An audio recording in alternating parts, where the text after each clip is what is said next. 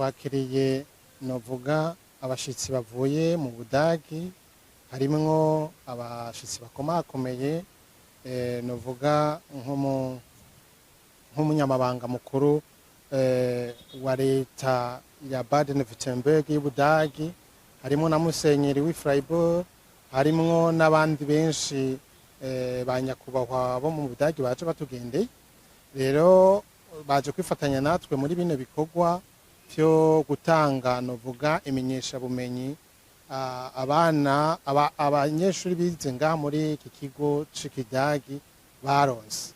Ubudagi n'igihugu c'u Burundi bakoranye igihe kitari gito, ariko amasezerano novuga nyamukuru nayo hagati y'u Burundi n'iyo leta ya Baden-Württemberg yashizwe ku mukono mu 2014. Iyo ni amasezerano akomeye.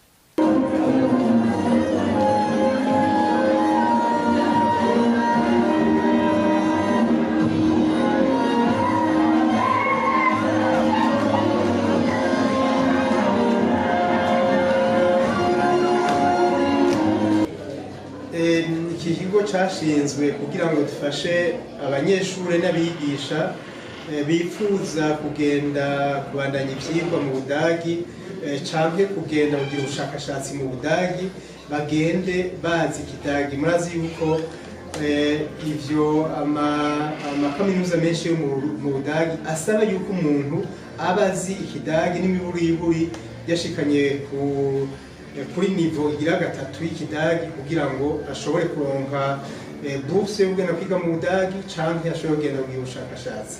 Nivyo hari amakaminuza amwe mu Budagi asigaye yigisha cyane nko muri master umuntu ashobora kugenda kwiga mu Congereza, ariko amakaminuza menshi n'ubu master usanga cyangwa amadoktora ari mu rurimi rw'Ikidagi.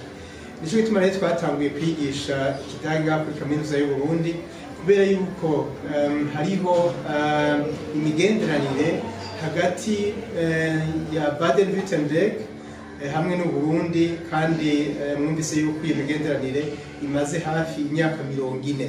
Dufise abanyeshuri barenga gatoyi 1,700. Abanyeshuri rero bari mu mice kubiri, hariho abanyeshuri ba Kaminuza y'u Burundi, hariho n'abigisha muri Kaminuza y'u Burundi, mugabo kandi hakabaho n'abanyeshuri bo mu mashuri y'intango no mu mashuri yisumbuye. Abo nabo bakaba bigishwa n'abahejeje Ikidagi ngaha, bakaca bagenda kucigisha muri ayo mashuri.